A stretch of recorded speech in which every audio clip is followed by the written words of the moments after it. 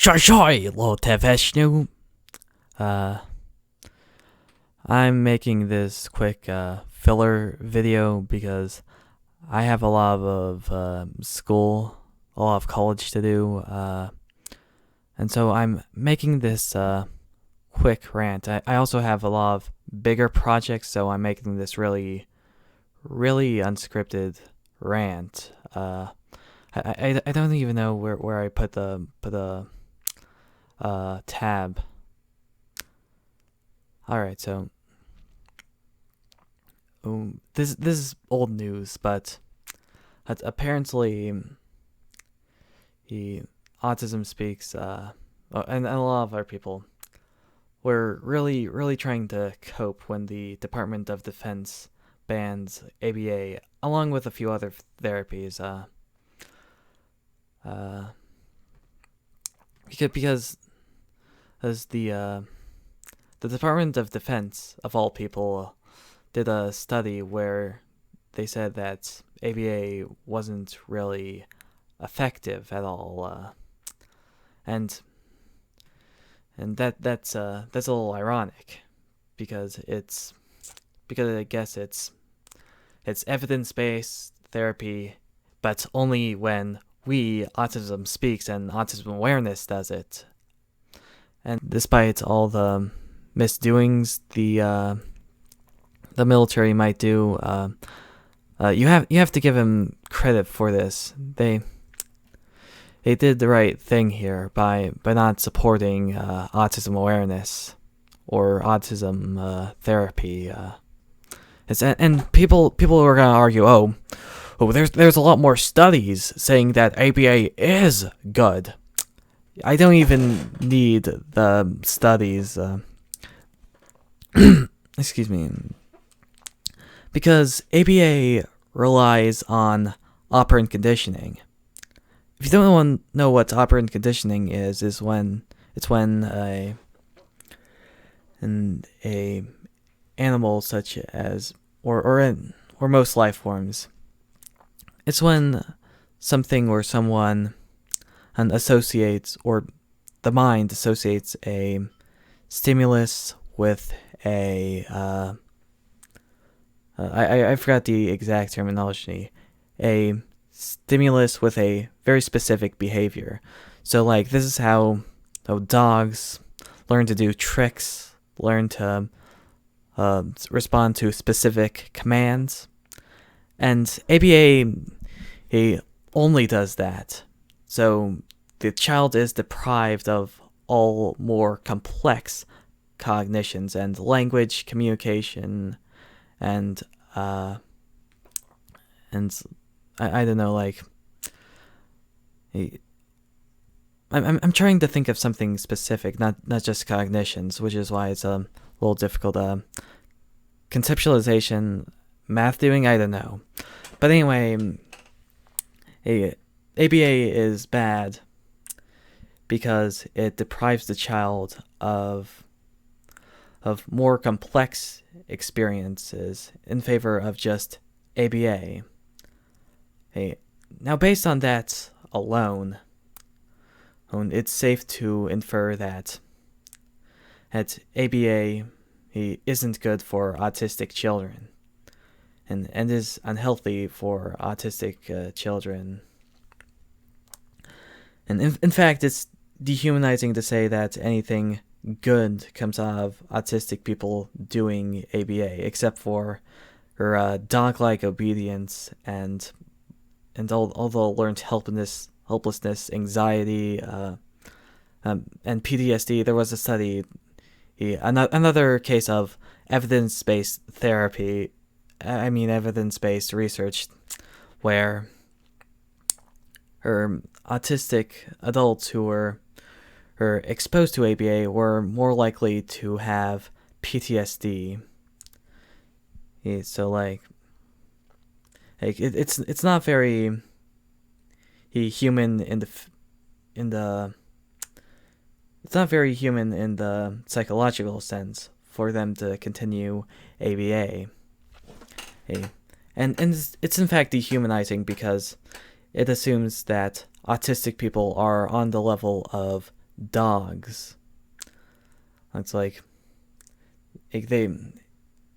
that's the only way to justify it. Ivar Lofa said himself that autistic children weren't human.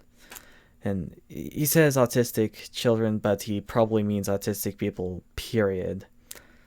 And although that is pretty stupid, because he probably didn't bother to check autistic adults, or at least he doesn't talk about autistic adults. But anyway, it is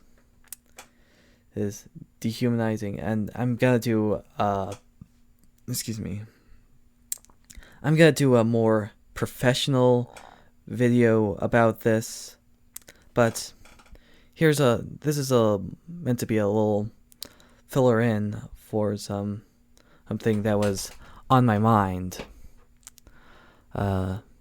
Also, I figured that I would give some good news for once, like be pragmatic and stuff, but a change can happen. And if people just knew the truth, things would be 2 times better. Although even if some people knew the truth, some people can still be evil, but still, a lot of good-intentioned people are behind the whole autism awareness thing, and it honestly just takes people who are willing to understand the truth to change the fact that there's so much autism awareness, so much anti-autistic sentiment in the world. That's basically all I have to say. Autistic people generally are better at socialization and are generally more social than the common population. Now, when I say that, it's gonna sound very weird because we have the conception that the opposite is true. But this is the first thing I would explain to someone who asked, "What is autism?"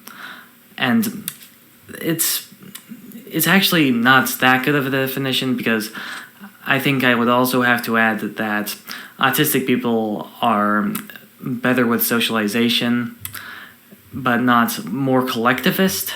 Like, autistic people are better at relating to one another rather than being part of a collective as we usually think of it.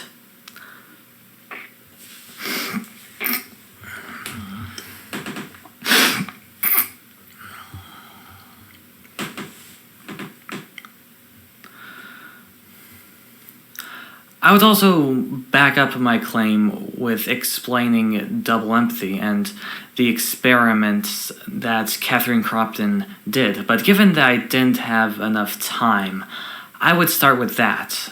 Now, people may ask, what about the DSM-5? Aren't autistic people defined literally by being unsocial? And I say, you're technically correct. Technically. You see, the DSM-5 describes autistic people, but not necessarily accurately. Now, don't get me wrong, they did try to understand autistic people, and so far it's the best definition we have, but only because it's so popular. It doesn't actually describe autistic people accurately because it's defined by disadvantages rather than the advantages of being autistic. And by the way, yes, I am excluding the nonverbals because, first of all, they seem to be diagnosed under autism for a very different reason. And, that's another problem with autism. You only have to be stimming and have a hard time communicating with neurotypicals to be considered autistic, and I'm barely being hyperbolic. Like, the nonverbals seem to have trouble communicating because of some sensory motor deficit, whereas autistic people, most other people considered autistic, have trouble communicating because the vocabulary, the grammar, basically everything is a lot more specific, whereas neurotypicals are a lot more abstract. So, double empathy there.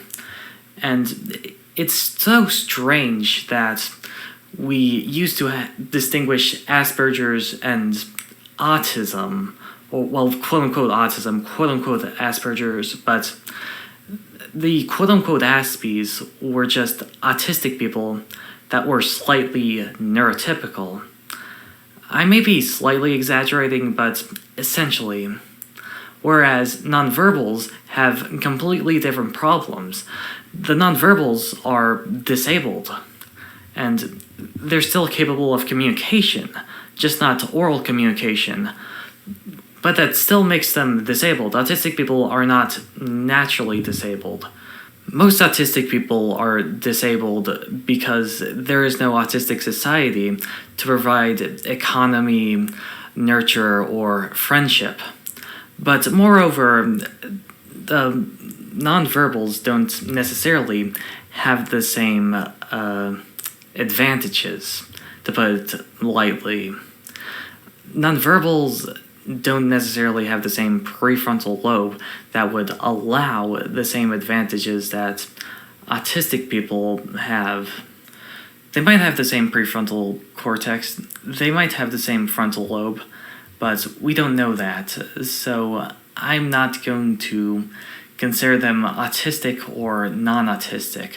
Sort of a Schrodinger's cat, but when I say autistic people, I don't necessarily include them.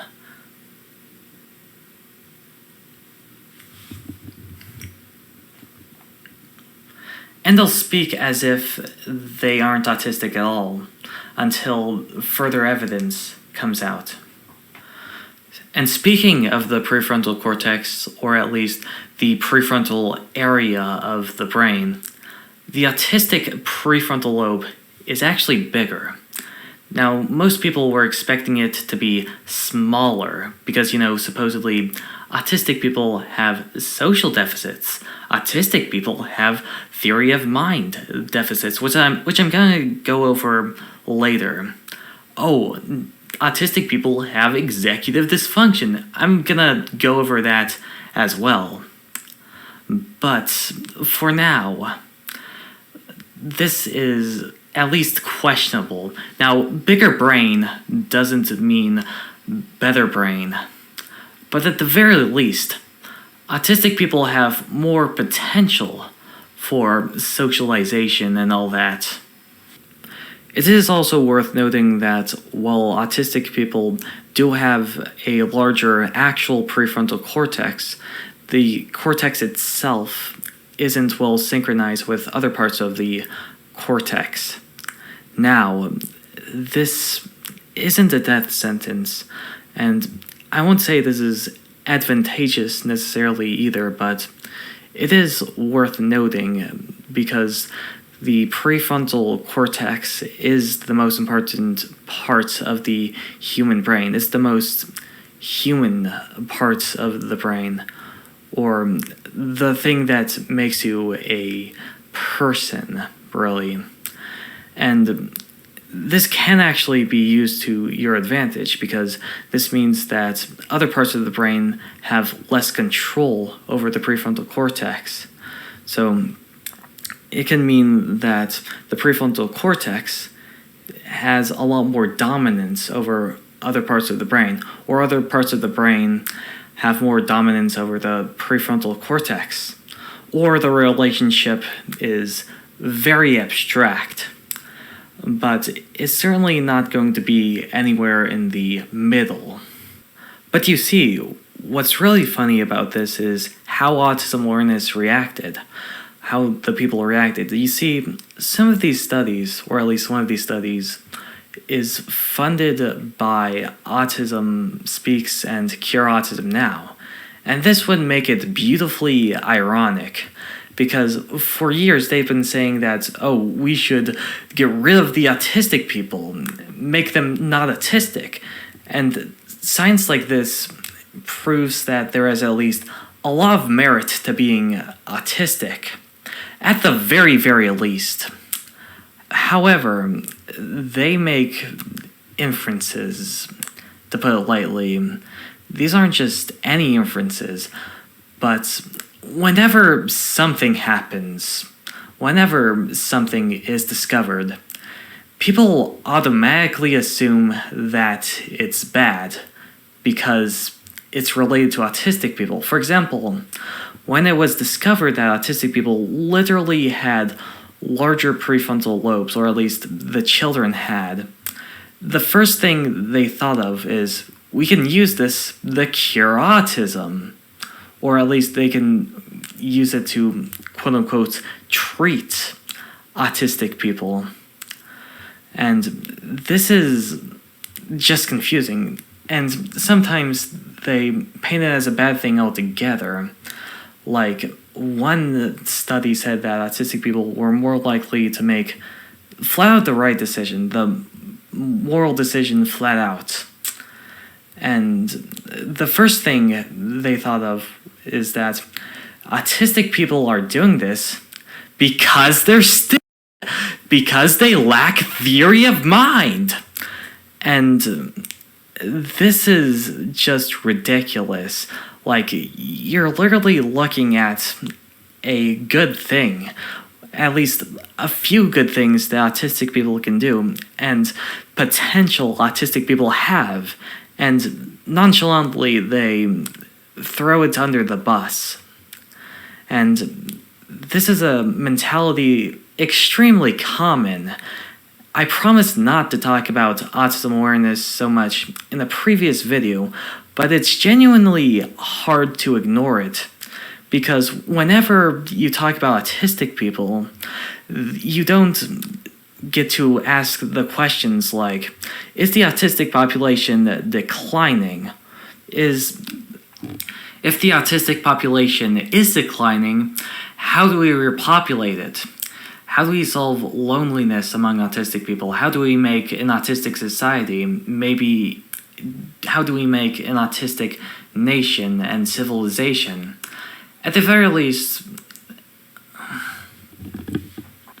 these are the questions that autistic people are actually asking. However, well, it isn't literally illegal to say this. It isn't literally something that would get you banned. There is the economic censorship. Like, if I were to say these, I wouldn't get that much attention. Or if the average person talked about this, they wouldn't get that much attention. I might get lucky, but I emphasize lucky, because even if I do get attention, it's probably going to be a lot of people saying stuff like, oh, but what about the nonverbals? What about caring for adults? What about sensory overload? Because in their mind, autistic people are disabled. No matter how verbal you are, no matter how high functioning, how low functioning you are, no matter how high needs or low needs you are. I wish to be more positive about this, both in the sense that I want to create rather than destroy, and I want to be more optimistic, but I do need to address this, because the autism awareness mentality really is slowing down autistic people. It really is a problem when it's so omnipresent. And so, in this video, I'm hoping to get to the essence of the autism awareness mentality. And I want to be clear. When I say autism awareness, I don't mean literally being aware of autistic neurodevelopment. I mean a particular ideology, or at least something that ties a lot of ideologies and campaigns together. And that includes the claim And I emphasize claim because I don't think the leadership believes this. I think the leadership is very well aware that autistic people could, at the very least, have a lot of potential to be very social. But they do say that autistic people lack socialness, lack the ability to communicate, lack executive functioning, which again, I'm gonna get to later in this video. But my point is that this is actually not a good definition. I'm gonna get to the main tenets of autism awareness, or at least the origins of autism awareness. But this does group everyone together, because it does. I would also add stuff like they try to make this sound good for autistic people to be in such a condition, being unsocial, and stuff like that. In fact, it's very much defined by its aesthetic, which isn't even good, but it's a very effective aesthetic because of how universal it is. But it does imply everything, because no matter how much you try to sugarcoat it, it implies that you want to quote-unquote cure, prevent, and quote-unquote treat autistic people. It implies all the ABA, eugenics, and all that. And yes, I am making it a little broad, because having these traits, having this simple mentality that autistic people don't deserve much is already bad enough. To me, if you ask me, regarding autistic people, Joe Biden is the same as Trump. Stephanie Bethany is the same as Ivar Lovaas.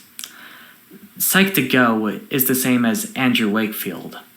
Yes, I'm oversimplifying a little, but they all believe that autistic people either lack theory of mind, or at least say that autistic people lack theory of mind, or say that autistic people lack executive functioning, which is already bad enough.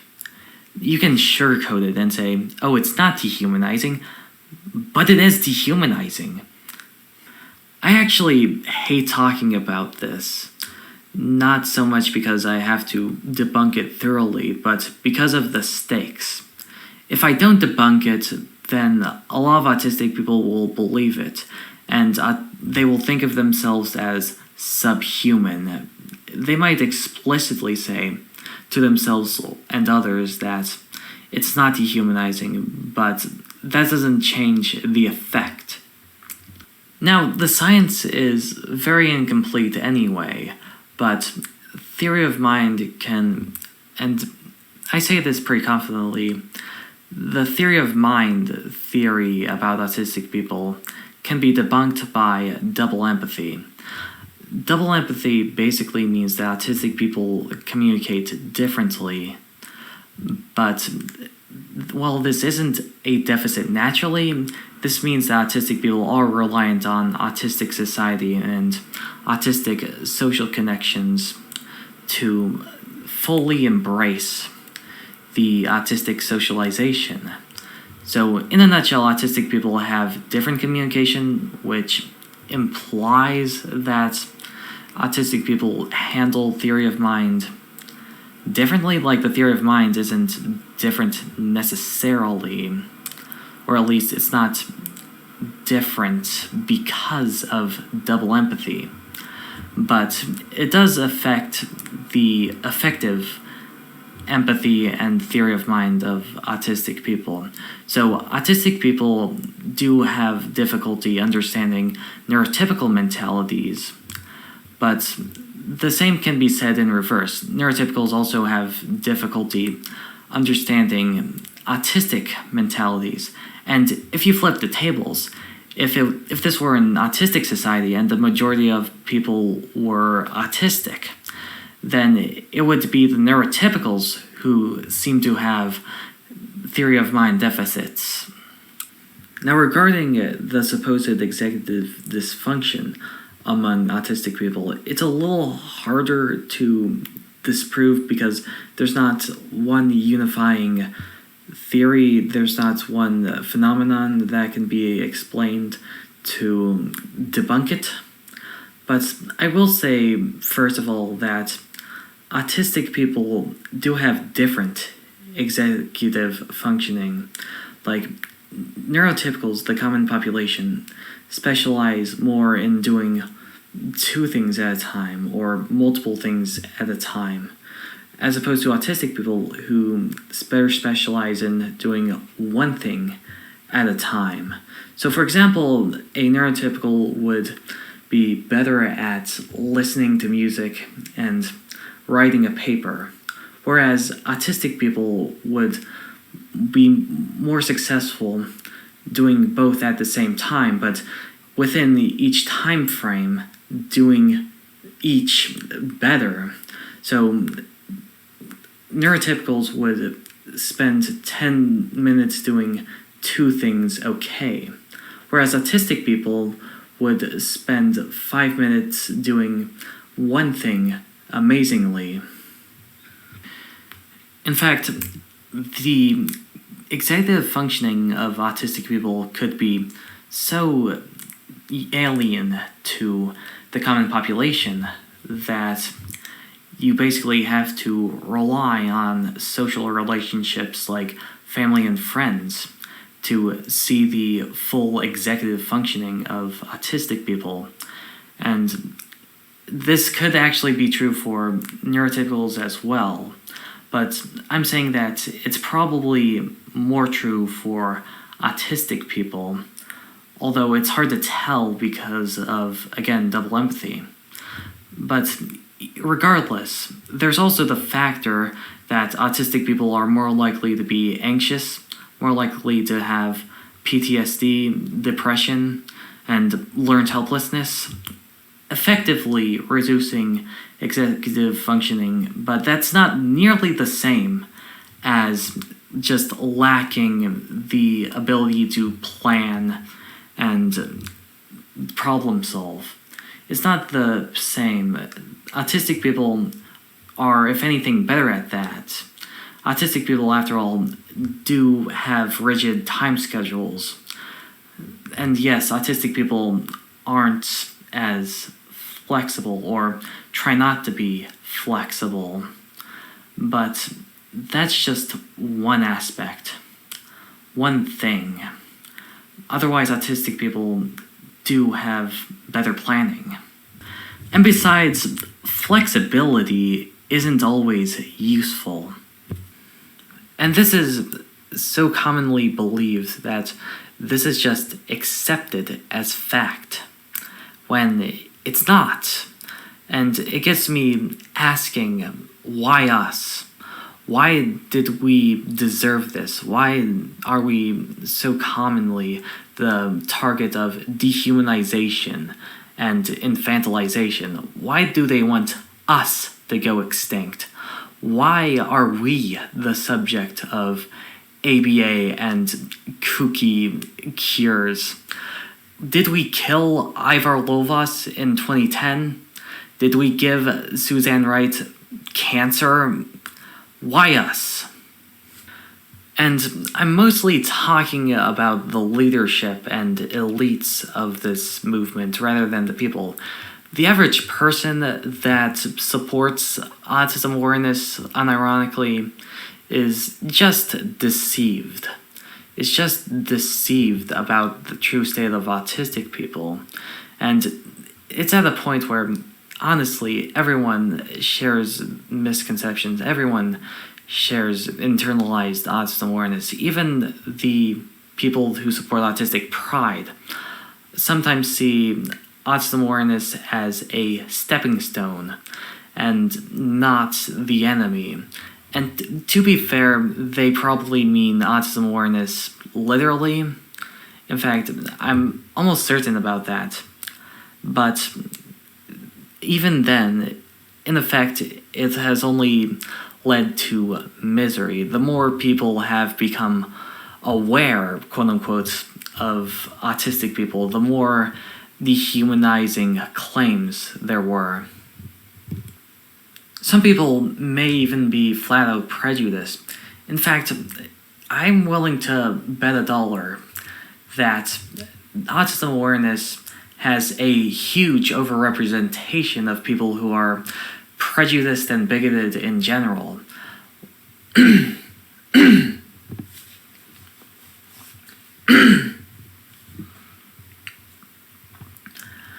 But again, that still begs the question, why us? If they're just bigoted in general, why then they target black people or Jews or homosexuals or the disabled or trans people? And why? And yes, there is a conflation between autisticness and disability, but the conflation comes from autistic people and nonverbal people being in the same box. So they often get confused for each other.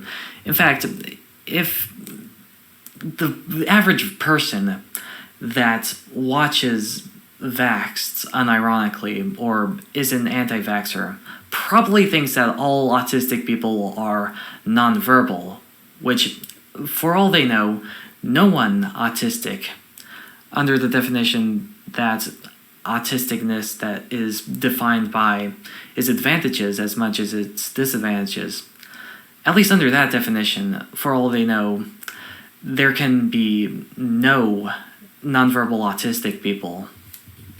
However, where did the conflation between nonverbal autistics and verbal autistics come from?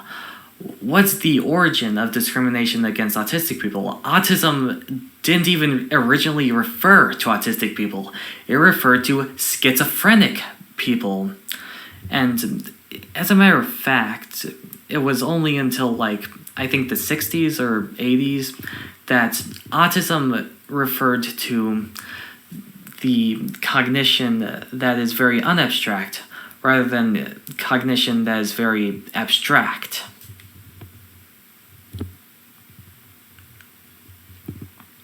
Although I'm probably getting that wrong somehow.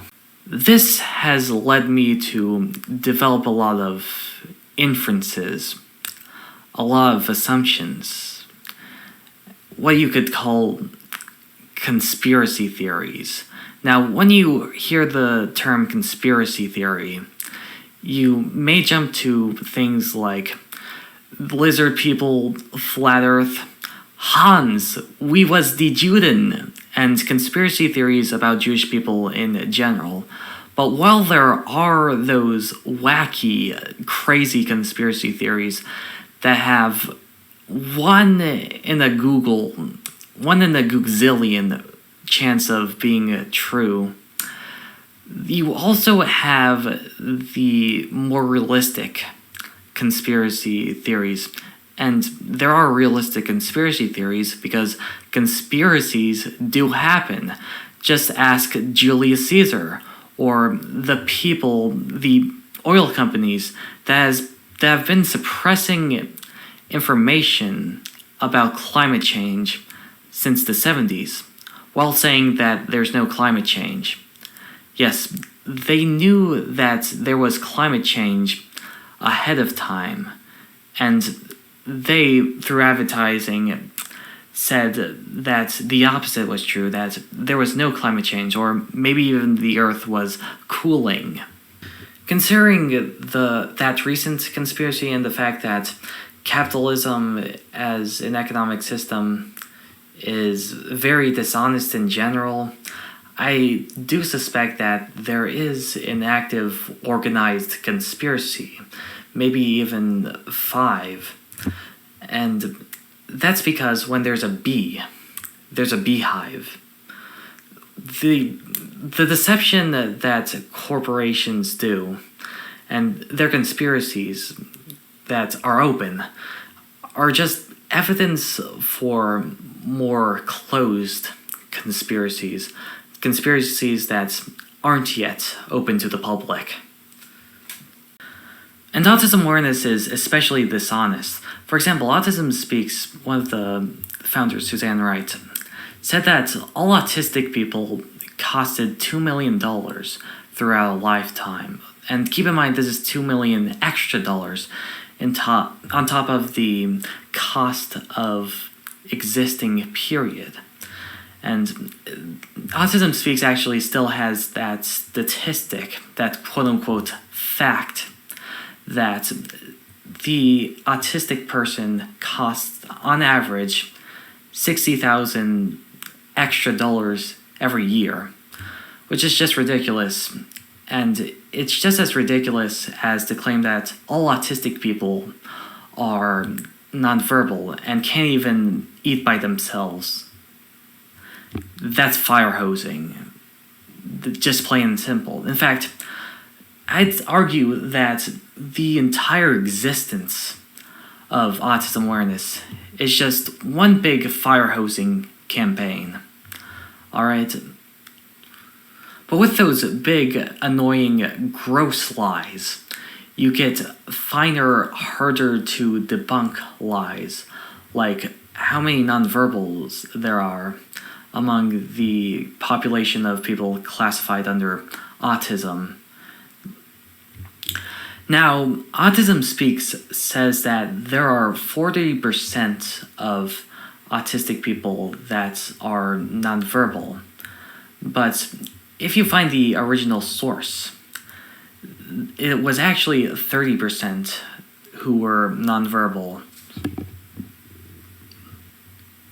Already, it's just a flat-out lie that basically came from nowhere.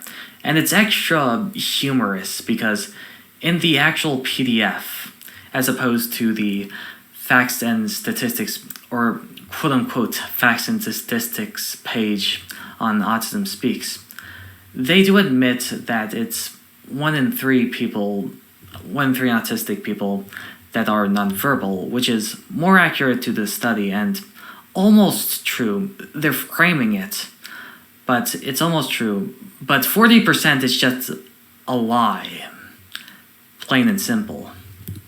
And regarding the study itself, first of all, there was a big demographic change, which would make the current percent of people diagnosed under autism who are nonverbal to be about 22%. A lot more verbal autistic people were diagnosed since March 2013, around the time that this was made.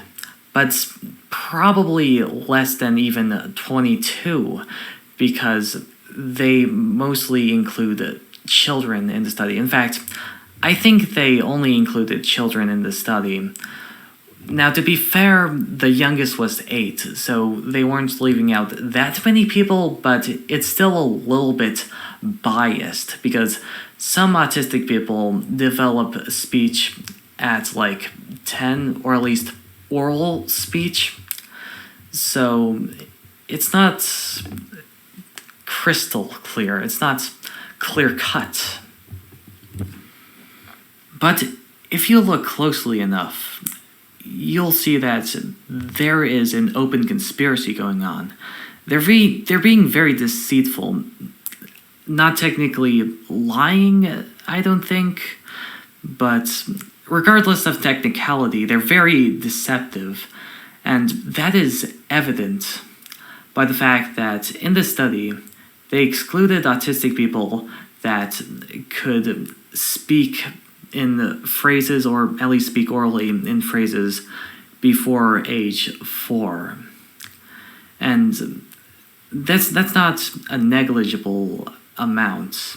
That's not a small amount, right? I'm almost at a loss for words because it's like shooting all the adults lions and using that to argue that lions are weak. It's ridiculous. And for your information, I would estimate, now this is heuristic, I would estimate the actual nonverbal population to be 15% right now, but after women get proper diagnosis, it's going to be 8% of people diagnosed under autism, at least approximately.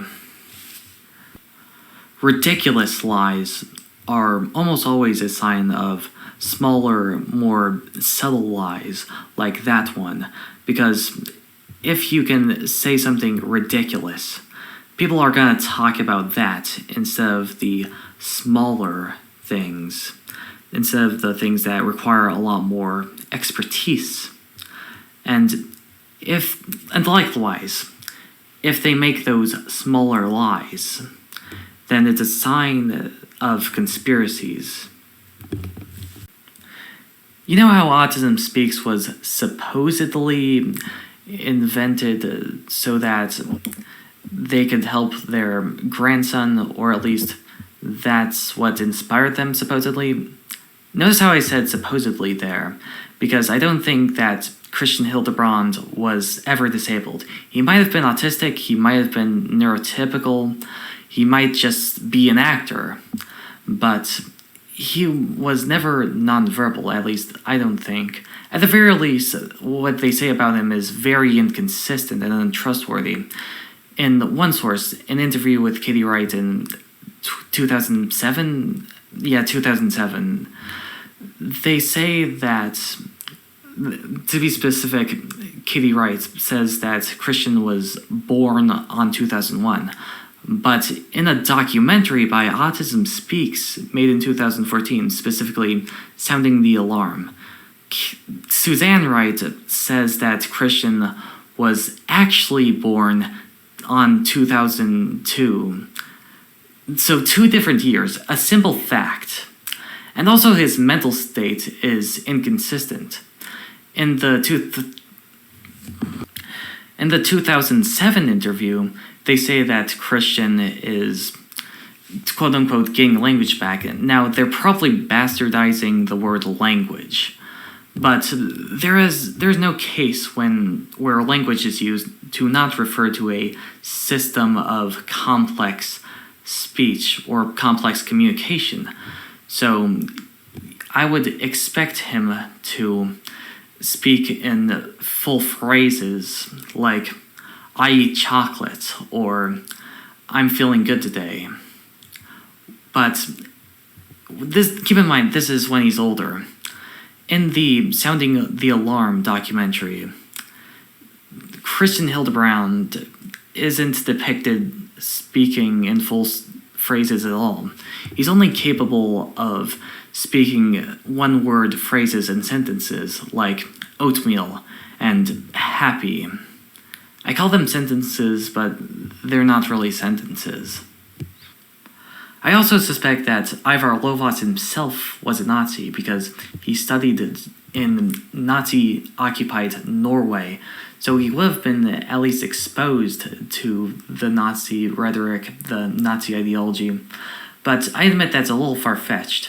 But I do know that there is a Nazi conspiracy, because they say the Jews are conspiring. If they genuinely think that is possible, then they're most certainly doing it themselves. They're certainly trying to mastermind. In fact, I'd say that a lot of anti-Semitism is just the Nazis projecting themselves onto Jewish people. Like, it was literally Hitler who, at least probably, burned down the Reichstag. And the same can be said for capitalists as well. I'd argue that a lot of the anti-Semitism is often used so that capitalists can deflect criticism and instead target it at Jewish people. Basically, a scapegoat, which is kind of ironic because the term scapegoat comes from Jewish traditions, at least a little ironic. In fact, I suspect that the capitalist class has been masterminding the autism awareness movement since at least the 90s. And this is probably to promote ABA. You know, that shit's profitable. But it's also probably to destroy society, because if you don't have society, you can still have the state. And if you have the state with no society to fight against it, you have so much power. So basically, the capitalists are often trying to destroy society. Let's be honest, ABA isn't really social. It's not really something that you would consider socialization. Yes, they're interacting with other people, the autistic people and the ABA instructor, but that interaction is very minimalist. You're not actually talking to the child, it's all just operant conditioning. They say reinforcement strategies, but that means the same thing, especially in effect.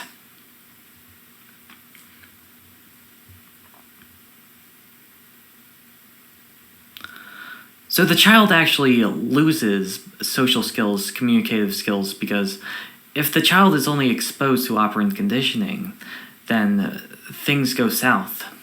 And they make it even worse by using very minimalistic language. Like, instead of, "Do you want the cookie?" they'll say, "Cookie?" in the most obnoxious voice possible, I might add, which autistic people don't like. That's... If you're complaining about sensory overload, that's horrible, because that's very, I don't want to say stimulating, but very intense in the most anti-autistic way possible. You may as well just scream at the child and be curious why they're in distress. This is also why they promote masturbation.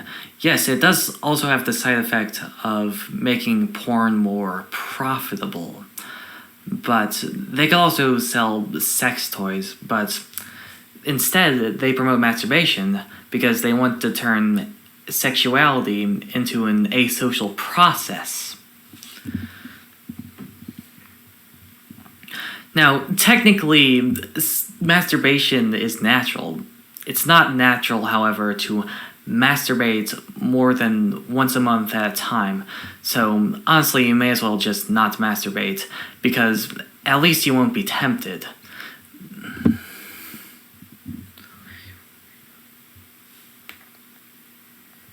Like, at the very least, don't masturbate more than one time a month, but even then it's immoral because you're making yourself tempted. In fact, the reason why I'm not homophobic or transphobic or anything like that is because I know that cultures have embraced homosexuality and the transgenderism before the Industrial Revolution or the liberalism or the capitalism.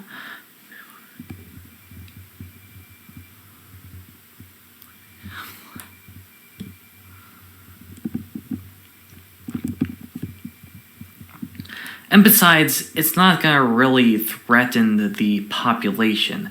You can still make babies, just not between you and your partner.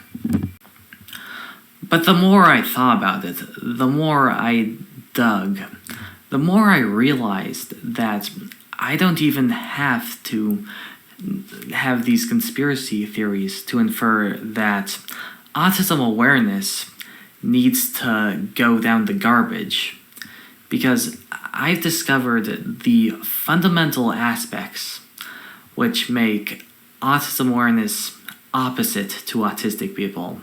These developed relatively naturally, at least naturally, given that you're trying to promote hatred and bigotry against autistic people. But at this point, but by the 90s, the autism awareness ideology and mentality developed so much that people were no longer in it for money. They were no longer in it because they were afraid of admitting that autistic people were not inferior. By the 90s, they did it because of genuine ideological differences. or rather, the lack of values. Whatever autistic people value, they don't value. The difference between autistic people and autism awareness is not night and day, because that would at least imply that autism awareness is complementary. Autistic people and neurotypicals are arguably night and day. It's more like night and the back rooms, where there isn't night but there isn't really day either. It's just the lack of either, but especially the night. I've actually made a list of the 7 most important aspects of the autism awareness movement that have been manifested and designed to be anti-autistic. First of all, they value the short term over the long term. Notice how they compare autistic children to other autistic children, or autistic children to neurotypical children in all the studies. But that's problematic. In fact, unscientific. Arguably, it's beyond science actually, but it is very unscientific because, everyone's case selected. And autistic people are no exception. In fact, I'd argue that autistic people are more case selected psychologically, but there's no exception. Nobody's R-selected, but even R-selected people, if they existed, would be very different as children. And 2 is lack of curiosity. For example, quote-unquote excessive neurons are assumed to be pointless, despite the fact that they could be very important. When they looked at the autistic prefrontal lobe, they saw more neurons, which meant at least more potential, but they weren't into it. They assumed that was all bad, and the only good that could come out of that study was quote-unquote treating autism, or quote-unquote autism. 3 is de-evolution. I say de-evolution because they consider very simple things to be language and communication. Like, for example, they'll condition a child to say hi, and they'll call that socialization, but that's not even communication. That's something a rat could have done. And 4 is hyper-essentialism and hyper-constructivism. Now, arguably, this is an extension of the last point, but they use this to their own advantage when arguing. They'll argue hyper-essentialism, basically that there's no social or nurtured effects. And if you dare talk about that, you're a refrigerator mother theorist. But usually it's more so hyper-constructivism, because they believe that, for example, vaccines might make you autistic. And they'll also believe that something as simple as operant conditioning can account for the human mind.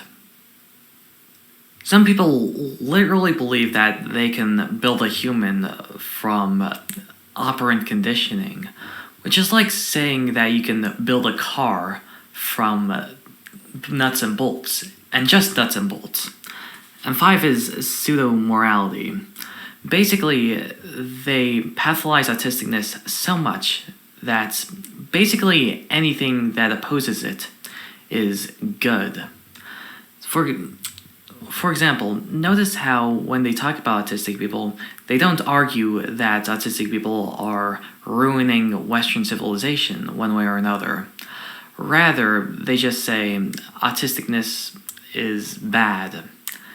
And the Nazis arguably had this problem to some extent, but this is a lot more prevalent in autism awareness. This causes the movement to be so culturalist that it's literally worldwide. Imagine if Nazism was worldwide. Now, to be fair, autism awareness is so culturalist that it doesn't motivate people, it doesn't give people morale, which is why I believe pro-autisticness will win out in the long term. However, this does cause pseudo-morality, which is effectively no morality. And it's so culturalist that even some autistic people believe in autism awareness. This is also why the autism awareness aesthetic is really ugly.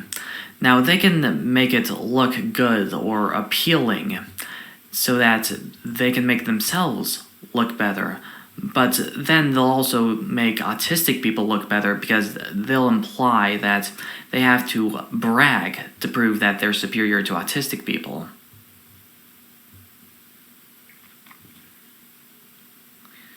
Fascists, at least, usually have a strict code of morality. It's still pseudo-morality because it's usually stuff like, hey, we're white and that's the best thing ever. But they'll at least ban drinking and stuff like that. Autism awareness only has one moral: try to treat the spooky, scary autism.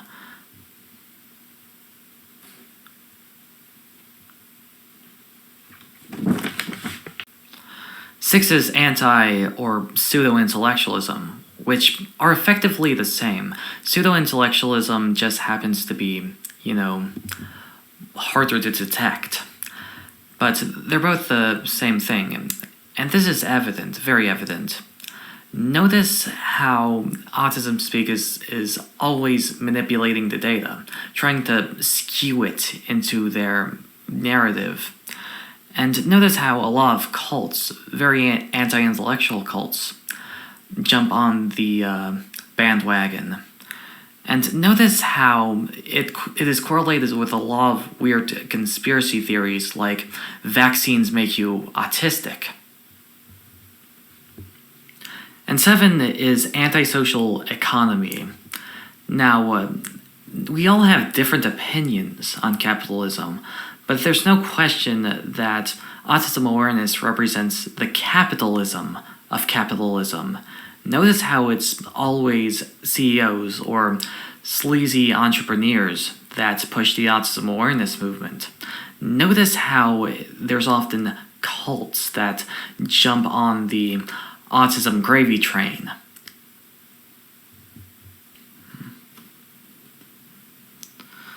Notice how they say autistic people shouldn't search for satisfying or a doctor or even a programmer, but rather they tell autistic people to strive for a dead-end job, to have very little ambition, in fact no ambition at all, but they themselves earn at least millions. They imply that autistic people aren't even worthy of modest proletarian love, but they're fucking Stacy's. Think of them like a contemporary 7 Deadly Sins, but as a bonus, autism awareness has an overrepresentation of psychopaths. It's a very psychopathic institution, like the current capitalist system. This is why, just for example, they like to say that autistic people have executive dysfunction. First of all, they want to project themselves onto you. They want your world to become their world. And 2, they want you to feel helpless. They don't want you to be disciplined. But funny enough, they say that you lack executive dysfunction. But being undisciplined, being fatalist, makes it so that you effectively have executive dysfunction. But they want you to think that's genetic. They want you to think that's essentialist, when in fact it's the opposite of autisticness. Autism awareness also disvalues planning, which is why they say that quote-unquote rigidity is an executive dysfunction, but it's implied by the fact that they value the short term over the long term. That's not even a complete illustration, But if you see anything with at least two of these aspects, then it's definitely an internalization of autism awareness. If someone who believes in autism awareness makes an inference about autistic people, believe the opposite. If someone who supports autism awareness, or for that matter, anything that supports autism awareness, makes a claim about autistic people and doesn't cite multiple good sources, believe the opposite. Because ignoring the fact that there may be potential conspiracies, ignoring that autism awareness is deceptive, autism awareness itself is an ideological, intellectual, and cultural illness. It's like a virus, it's like a plague. And don't even think of yourself as the modern man who can create a vaccine for it. Instead, think of yourself as a medieval peasant who only vaguely knows how to avoid it. All autistic people have internalized autism awareness to some extent, and once you realize that, it becomes very visible, but it's hard to remove completely because not everything is visible. Already, autism awareness operates on a level so complex, and I say complex, not good, but it's so complex that you don't know what internalization looks like on the deepest level. The reason why I'm constantly preaching about de-internalizing autism awareness is because autism awareness is always getting sneakier and sneakier. First, they aim to quote-unquote help autistic people, and yes, it didn't aim itself at autistic people, but it did at least claim that they were helping autistic people, albeit through, well, erasing autistic people. It wasn't really logical, except in the narrative that being autistic is a disease, but it was more sneaky than the Nazis. But then they got even worse. They pretended to care about autistic people. At least before, you could tell that they were anti-autistic. They call autistic people a disease in 2007 or 2008, whatever. But now they're trying to pretend that they care about the autistic people. They aim themselves at autistic people. They advertise to autistic people. But they have the same notions of autistic people being below humanity, that autistic people are subhuman. They say that fascism will come carrying a cross and wrapped in the American flag.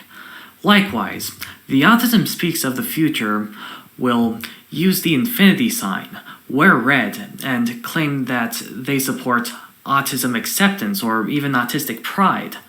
But they're still going to do the same things. Likewise, they are trying to market themselves to autistic people already, but have the same dehumanizing claims and are doing the same thing. If they had a catchphrase, it would be, "How do you do, fellow people with autism?" Because their bread and butter, especially right now, is to disguise themselves as a pro-autistic ideology, when it's literally the opposite. This is most extreme in what Psych2Go has been doing. Now, I would say that their most recent video is an improvement on their previous videos, which promoted ABA and didn't address autistic issues at all. And they do, I'll give them a little bit of credit because they do actually address one problem that autistic people face, and that is social isolation.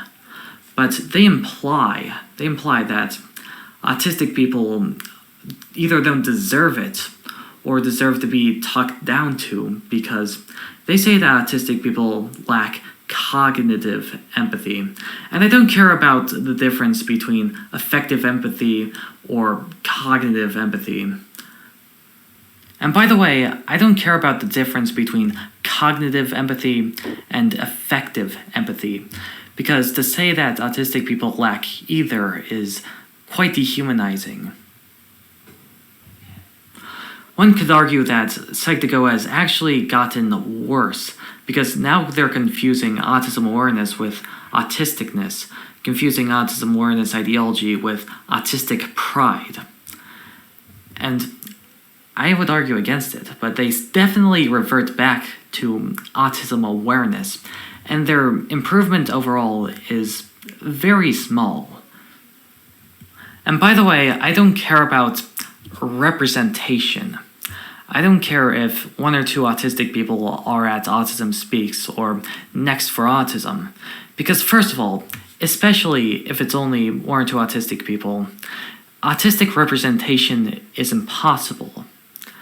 And it would only even make a difference if everyone, the entire leadership, were replaced by autistic people.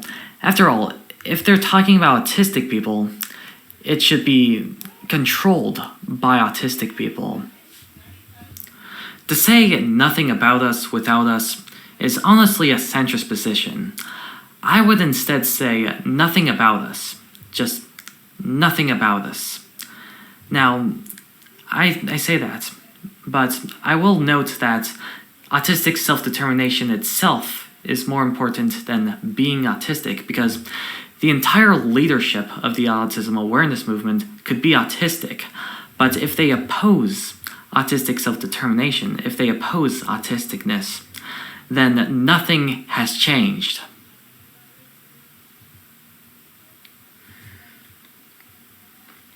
They would still be threatening autistic extinction by accepting the ideas of autism awareness.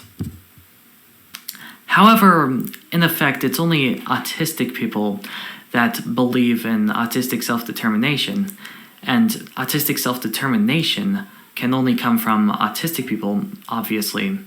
So the only people that can represent us that aren't us is those people who only listen to autistic people that oppose autism awareness and believe in autistic self-determination.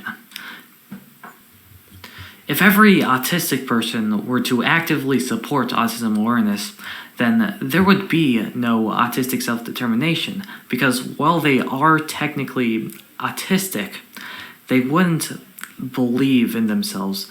They would have no autistic people would have no opinion related to themselves or that which is relevant to themselves. In fact, the only person that supports autism awareness that I would treat differently, or at least would want to treat differently, is Temple Grandin. Recently, she has tolerated Autism Speaks and some forms of ABA. But nonetheless, she is the one that normalized neurodiversity and autistic pride in the first place. She is, in fact, the second trigger to end autism awareness that will eventually end autism awareness if we know what we're doing. And by the way, the first trigger is Judy Singer. Paradoxically, if you want to cure autism the neurodevelopment, you use autism the notion, and that's why I want to destroy autism the notion. Yesterday, I have released a video detailing an autistic language, or at least my proposal. And yesterday, I made a video detailing what autistic architecture would look like, or at least for the common person. So why did we wait until the 21st century to talk about autistic society and culture? Because of the spook. Why is it only now that we're considering an autistic nation? It's because of the spook. Why is it only now that we're talking about an autistic language? It's because of the spook. So what is autism? A spook. Now, I'm actually quite opposed to egoism. I think it would definitely ruin society and regress society way more than liberate it, but I think the term spook is useful here, because if we can kill our stepfather, our abusive, neglectful, helicopter parenting drunkard of a notion, then we'll liberate ourselves. We'll liberate ourselves from Randianism, from cultural Keynesianism, and it will be the first step of liberating ourselves from autism awareness. This is Autistic signing out.